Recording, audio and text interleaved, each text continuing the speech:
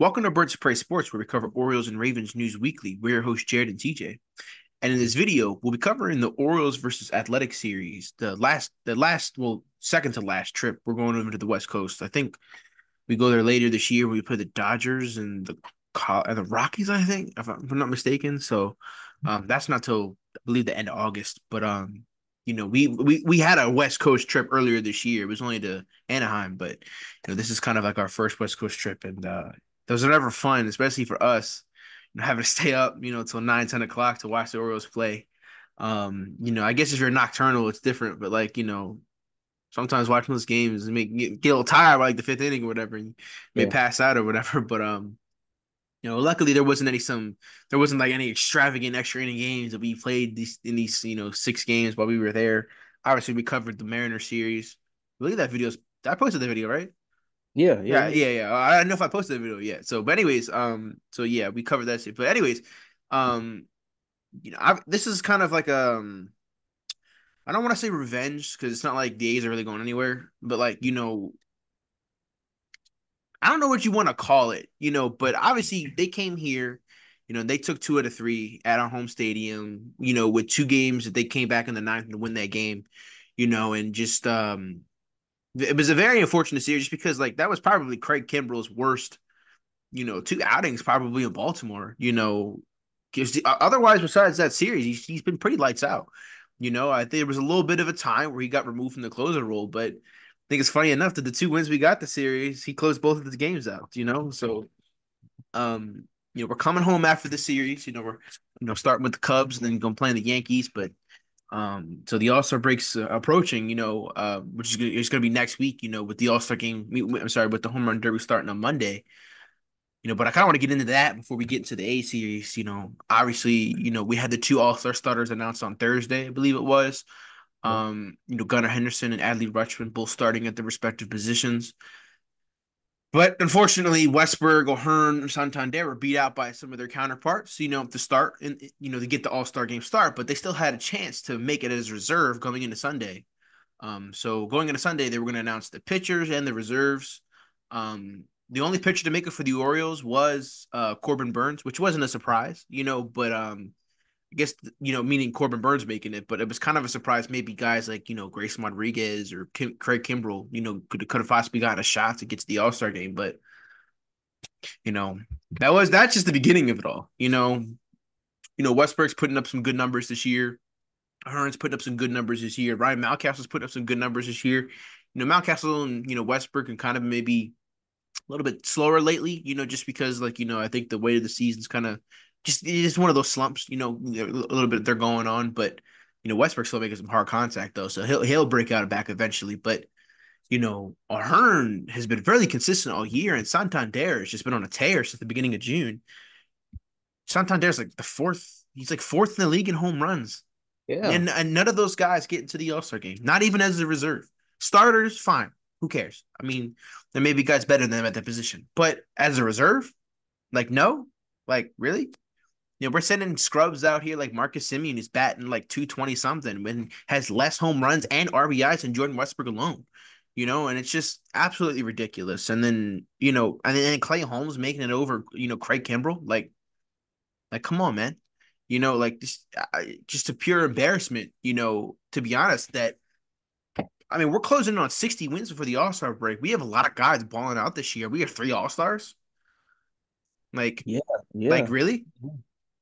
And then David Fry from the Tigers, he made it over Santander. He only has like 10 home runs I saw, or something around that Kyle number. Tucker made it over Santander too, and he hasn't played since the beginning of June. So I mean, John Tander's coming off a month in which only a few Orioles players ever in the Orioles, 60, 70-year history have ever had. With like he had to get like 14 home runs last month. Hit a home run today has been pretty consistent, even in the beginning of July. Like NL Hearn as well. Like he's been pretty consistent all year. So I mean he was never going to beat out Yordan Alvarez, but like to make it as a reserve at least, would have been at least great because Ryan O'Hearn, was just kind of cast aside by a bad Royals team, and then resurges his career here, and he doesn't make the All Star game for real. I don't know, just a pure embarrassment on the MLB's part. I thought I saw a post that said that Clay Holmes, the Yankees closer, was an executive decision by like the MLB front office to get in. Like it wasn't even like by fans or like players. Like, and you know, that's even the more embarrassing part is that they let these guys in through player vote or through player choice. So I don't know. I wonder why. I wonder why. We might have to look into that after this video a little Mm-hmm. bit more. Because I he's think like it's 1-3 with like a three something ERA. who? Oh, Clay Holmes. Yeah, Yeah, yeah. yeah. So I don't know. It's just kind of made me mad earlier. I mean, very well how mad that made me. Made a lot of Orioles fans on Twitter mad as well, and understandably too, understandably so. So to kind of brush that off, move on to back to the Orioles, versus Athletics. I'm just gonna, share my screen so we can get over the stats, scores, and other things here. Can you see my screen? Yes, sir. All right. So to like I said, to get over the the I guess anger of getting a lot of our guys snubbed in the All Star game. The Orioles decided to take 2-3 in Oakland, with the first game being a 3-2 win. Henderson scores on a throwing error to make it 1-0 Orioles early. Miguel Andujar, a former Yankee, hits a home run right back, in the bottom of the first to tie the game at 1. Hayes, the birthday man, hits a double. Gets a double that scores Westberg, makes it 2-1 Orioles. Rutschman walks with the bases loaded, to make it 3-1. Langoliers hits a home run to center, make it 3-2, and that's all the scoring there is in this game. I don't like how he stopped scoring after the second inning. But that was kind of an issue this whole series, but we'll get into that in a second. Our top hitters in the day, I think really Adley goes 1 for 3 with a home run. I'm sorry, with an RBI and 2 walks. Hayes goes 3 for 4. Like I said, the birthday man gets an RBI and a run scored. Marias goes 1 for 1, and that's kind of all the top hitters we have in this game. Austin Hayes gets a double, two doubles, his 10th and 11th on the year. Arias gets his 7th, and Westbrook gets his 19th. Hayes gets his 13th RBI of the season, and Rushman gets his 56th. Um, let's see, we left 9 on base, and we're 2 for 10 with runners scoring position. So, a lot of opportunities left on the board there to really put the game away. But again, we'll get into that in a second. But Albert Suarez has another good outing. That's a few good outings in a row for him. I believe that's his second or third good outing in a row. I think that's his second because his last one was versus the Rangers, if I'm not mistaken. Versus the Rangers. Yeah, it was versus the Rangers. Anyways, Albert Suarez goes 6 innings, 4 hits, 2 runs, 2 earned runs, 1 walk, 6 strikeouts, and 2 home runs given up. He gets the win. He's 5-2 in the season. Jacob Webb goes an inning, no hits, no runs, no earned runs, no walks, and 2 strikeouts. He continues to be a reliable reliever for us in this midway point of the season. Maybe another guy that could have got to the All Star game, possibly Jacob Webb. He's done a really good job this year, but no one seemed to be talking about him a lot. But anyways, Junior Cano goes an inning, 1 hit, no runs, no earned runs, no walks, and a strikeout. Gets out of a jam at the bottom of the eighth. Craig Kimbrell goes an inning, no hits, no runs, no earned runs, no walks, and 2 strikeouts. He gets the save, his 22nd on the year, and the Orioles shut the door down and have good pitching effort in this game. So like I said, I don't really like how the Orioles, stopped scoring after the second inning. It seemed like they had a lot of opportunities to really put the game away or continue to score some more runs, and they didn't really take advantage of the opportunities, going 2 for 10 with runners in scoring position, and then leaving 9 on base. I don't want to complain too much because we won, but we don't want this to become a habit. So kind of, give me your reaction to that and the first game of the series overall. To answer your question, I was kind of disappointed as well, in our ability, to drive in runs and score. Obviously we have some heavy hitters on our team like Santander, even Mountcastle, Henderson, and to see us go 2 for 10 in runners in scoring position, that is besides our pitching, that is honestly the biggest nag, or one of the biggest nags so far during our season. Sometimes we're not able to drive in those runners in scoring position. Sometimes we might have the bases loaded or a runner on, second and third or first and third, and we just, we're swinging at lousy balls or getting a pop up, and you know, I hope we're able to correct that after the I almost said the World Series break, the All-Star break, and just kind of get a little bit more contact when it comes to runners and scoring positions. But I think this series, aside from the second game, really show how good our pitching can be Right. sometimes. So I think that's a very, positive outlook we can get from this. Um, and then yeah, their runners in scoring position 0 for 5. I mean, this series really showed me that the A's have some home run hitters on their team. They got some, they got some really, solid guys. So yeah, they have funny last names, but they got some Yeah, solid like guys like let's see here. Blade, Andujar, Andujar. Rooker, Soderstrom, Langoliers, Galoff, I'm so his Butler name makes me Harris, and mad. what? Langoliers. Like, how are we gonna lose to a guy like Langoliers? What is that? But Schumann. The pitchers got normal names, but like, what is this lineup last name? JJ Blade, Miguel Andujar, Brent Rooker. I think it's like Tyler Soderstrom, Shane, or it's either Sean or Shane Langoliers. I think it's Zach Shay. Yeah, Galoff. This Shay Gala. Langoliers. I think it's Shay Langoliers, right? Galoff. That sounds like you know, sounds like what's that guy's name from Frozen? Olaf. The Oh yeah, yeah, Olaf. yeah. Like Butler and Harris are the normal ones here. So, anyways, like I said, don't want to complain too much, because a win is a win, but we don't want there to be underlying issues in our wins, that are gonna, plague us later in the year. So, anyways, we're gonna move on to game two, two of the series. I don't know if I want to cover all the scoring, but I'll do it anyway.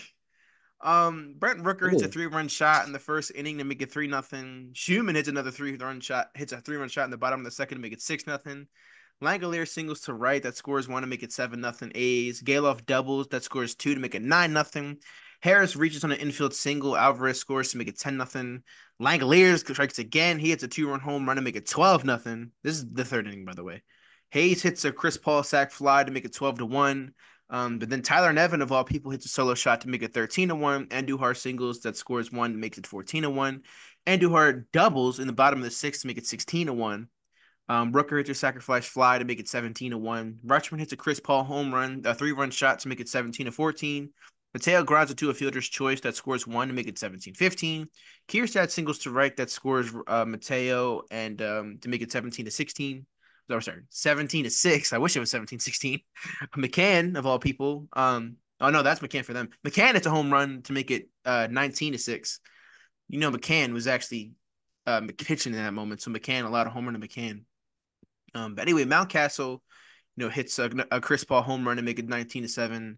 Arias singles to make it 19-8, and we get bludgeoned 19-8. It's final score. Our top hitters in the day, Henderson goes 2 for 2 with a walk. Rutschman goes 1 for 3 with 3 RBIs, a home run, a walk, and a run scored. Kierstead goes 2 for 2. He has a pretty good game. With an RBI. Westberg 2 for 5 with a run scored. Mountcastle 2 for 5 after this terrible Friday night. With an RBI, a home run, and a run scored. Hayes goes 2 for 4. He had a pretty good series. With a home run. I'm sorry, with an RBI and a run scored. And Arias goes 2 for 3 with an RBI and a run scored. So the offense was performing. That's pretty much it. Can't wait to go over this pitching line. Anyways, Austin Hayes doubles his 12th of the year. Westbrook doubles his 20th of the year. Mountcastle hits his 12th home run of the season, and Rushman hits his 16th. Mountcastle gets his 42nd RBI. Hayes gets his 14th. Arias gets his 11th. Rushman gets up to 59, and Kierstead gets his 9th RBI of the season. Duras left 11 on base, and they're 4 for 14 runners in scoring position. So, you know, probably could have made the game interesting if we got all those runs in. Surprisingly, not a basketball lineup for us. But anyway, Cade Povich only They goes an allowed a inning. basketball scores. Yeah, probably like they would. This is probably what Bronny James is going to average in some of these pitching lines here. Oh no. Anyways, Gabe Povich goes an inning, 5 hits, 8 runs, 8 earned runs, 3 walks, 1 strikeout, and 2 home runs given up. He gets the loss. He's 1-3 on the year. Dylan Tate goes 2 innings, 6 hits, 4 runs, 4 earned runs, no walks, 1 strikeout, and a home run given up. Cole, Swerve and Irvin continues to, be butt, and goes 4 innings. He's swerving. He's swerving all right, but swerving off, the highway or something. 5 hits, 5 runs, 5 earned runs, 3 walks, and 4 strikeouts, and a home run given up. And James McCann goes an inning, 2 hits, 2 runs, 2 earned runs, no walks, no strikeouts, and a home run given up. Um, so You know, just we not should a be lot of calling we shouldn't be calling him swerving at this point. We should just call him DUI.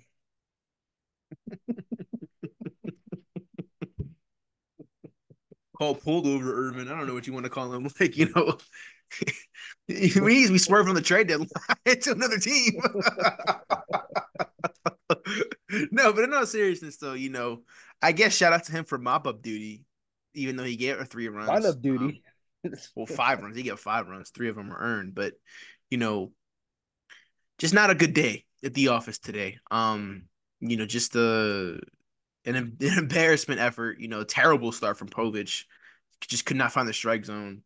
Tate was terrible. Irvin was terrible. And ironically, McCann was probably our best pitcher on the day. So kind of give me your reaction to this bludgeoning in game two. It's just funny when you look at the earned runs, eight, four, Hold five. on. This is what Cole Irvin needs to be doing right here. Goofing off.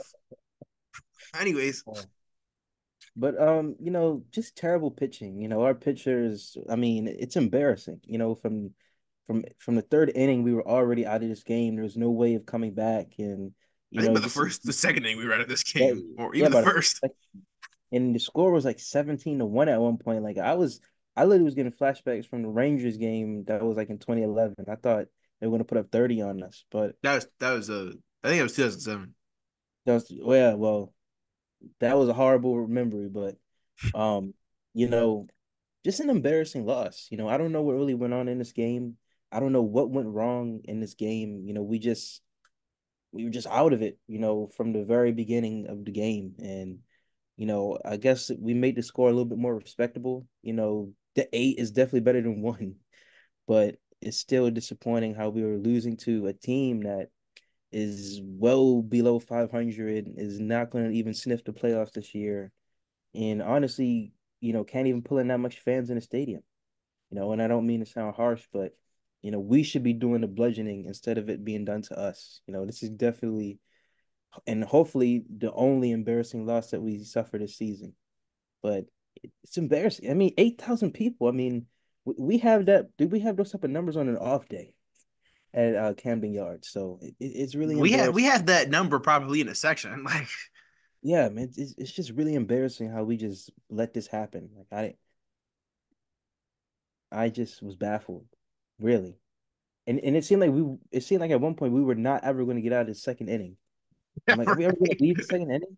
right after the second inning, we were losing already 10-0. It was So embarrassing. at least we spread out the 9 runs in the rest of the game. you know, there really is no way. There really is no like way to sugarcoat this. This is a shitty game. You Yeah. know, um, I was doing something new in our Instagram posts where instead of putting the division standings at the final post, I've been doing top performers. And this game was so bad, I just put nobody, as our top performers, and especially not the pitching. Um, just not a good effort tonight in this game, at least. I mean, offensively, maybe. If you score 8 runs and you still lose by what is it, 11? No, sorry, not 11. No, it is 11. Like when you score 8 runs in baseball, that should be enough to win you the game by multiple scores, especially if you get pitching staff. But we lost by 11. So we probably just move on. I mean, there really isn't nothing else to talk about in this game besides we got bludgeoned. So anyways, luckily, the A's use up what they're scoring in this game. Well, I'm sorry, in the other game, and we pull out a 6-3 win that winds up winning us the series. The day that we found out we got robbed in the All Star game. Anyways, Santander homers to right to make it 1-0. Orioles early. They were talking about it like all series, like how Santander never hit a home run at the stadium. Obviously this is our last time playing there ever. Obviously they're gonna be moving to Vegas, but before they move there, like they're moving to Sacramento first, which I got something to say about that in a second, but we'll get into that in a minute. Anyways, Kierstad hits a 3-run shot to make it 4-0. Kierstad stays hot and he gets a double, or actually reaches on a field error. He reaches on a fielding error that scores one to make it 5-0. Soderstrom doubles to left. Blade scores to make it 5-1. Langoliers shoots a sacrifice fly to make it 5-2. Blade grounds to a fielder's choice that winds up being an errant throw by Gunnar to make it 5-3. But then Gunnar makes up for it. He gets an RBI single in the top of the ninth to make it 6-3. That ultimately puts the game away. And the Orioles win 6-3. Um, what I wanted to say was that they're moving to Sacramento after this for a few years, and then they're moving to Vegas for good. So Sacramento's only like a pit stop. And Sacramento in the summertime consistently gets up to like 105 degrees.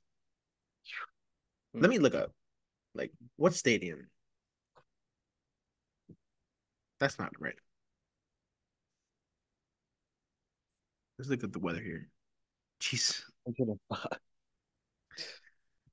Imagine if this is a Thursday. This Thursday is probably a day game, by the way. I want to remind you that would be a day game if it was in Sacramento. It would be 109 degrees during a day game, possibly on a Thursday. What is that baseball stadium that they're playing in? Is it the River Cats? Sutter Sutter Health.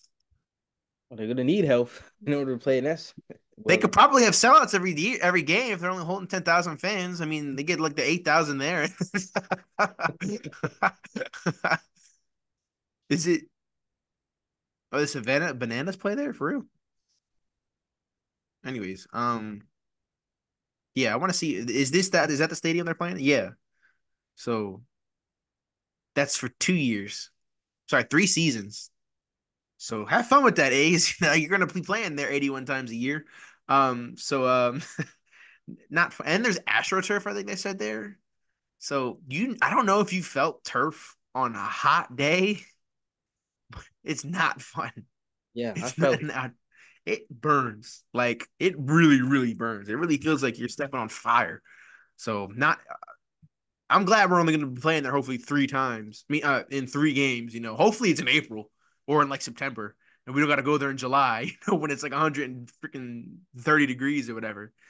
But anyways, um, to move back to the real topic at hand, Gunnar Henderson goes, our top hitters in the day. Gunnar Henderson goes 2 for 5 with the RBI. Santander goes 2 for 5 with an RBI, home run, and 2 runs scored. O'Hearn goes 1 for 4 with a run scored. Weisberg goes 1 for 4 with a run scored. Kierstad goes 1 for 4 with 3 RBIs, a home run, and a run scored. And that's all our top hitters in the day. Um, get out of here, NFL. It's not your time yet. Triples. Henderson gets his 5th triple of the season. Santander hits his 23rd of the year, and Kiersten hits his third. RBIs. Santander gets his 57th. Henderson gets his 61st, and Kierstad gets his 12th. We left 6 on base, and we're 2 for 9 with runners in scoring position. So again, kind of leaving opportunities, on the base paths, but again, besides the point. But anyways, Grayson Rodriguez has a great outing. 6 innings, 6 hits, 3 runs, 3 earned runs, 1 walk, and 8 strikeouts. He gets the win. He's 11-3 on the year. Maybe also a snub to the All-Star game. But anyways, Jacob Webb goes to inning, no hits, no runs, no earned runs, no walks, and a strikeout. Um, Ynier Cano goes to inning, 1 hit, no runs, no earned runs, no walks. Sorry, no hits, no runs, no earned runs, 1 walk, and 2 strikeouts. Cano's put up together a pretty good July so far, so hopefully he continues to find his groove. Um, Anyways, Craig Kimbrell gets the save, his 23rd on the year, goes an inning, 1 hit, no runs, no earned runs, no walks, and 2 strikeouts, and makes quick work of him in 12 pitches. So shout out to Craig Kimbrell. So much better game here than game two. Obviously we didn't give up 19 runs, so that makes you feel better. We probably could have given him 8 runs, and I would have felt better. So kind of give me your reaction to the final game of this series and the final time we're ever playing in Oakland. you know, definitely I feel like we definitely got the memo from the second game, not to embarrass ourselves again. But I really like how we came out in this game. Pitching was pretty solid. Our bats, did what they need to do to, drive in some runs. Henderson had a pretty good game. I just really like how we came in. We seem a lot more focused. We seem Yeah, a lot more locked in. I like the sense of urgency that we had. We went up about we went up 4-0 pretty early in the game, because Kiersey hit that yeah. 3-run home run. Hmm. Kind of let them come back a little bit. It kind of got a little bit tight, but Kimbrough, slammed the door and what he's been doing, and I'm proud of him for that. It would have been nice to see him in the All-Star game, but that's how it is sometimes. We're gonna do our research on that thing that you talked about. That guy, what his name? Play The Holmes. Yankees closer, Play Holmes. Clay Holmes. Yeah, Clay Holmes getting in. But overall, I like what we did, in this final game, and I believe we're 500. Our record is 500 in the Oakland A's stadium. to close No, out it was on being there. unfortunately we finished one game under 500. Oh, so We so would it's have had to one. sweep them to at least get to Oh, 500. so it's 143 and It was like 144. yeah, it was like 143, 144 or something like that, you know. But unfortunately, we leave that stadium on a bad, not a bad record, but I mean, on an under 500 record. Ah, well, can't win them all. So, well, at least we won this last I one. want to say, So can we we have could that have at over. least won two more to get. Yeah. So But yeah, that's just my thoughts. I like how we closed it out. Kind of regained our respect in this final game, and we can move on to the Cubs series on a happy note. yep, and they're gonna get a much needed day off after that West Coast trip.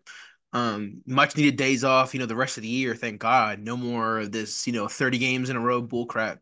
So um, that's like I always say. I feel like it's one of the reasons it tired us out for the postseason last year. But lucky that was in June. It's not in September this time. So I'm gonna get to come home for two series before the All Star break. Cubs and Yanks.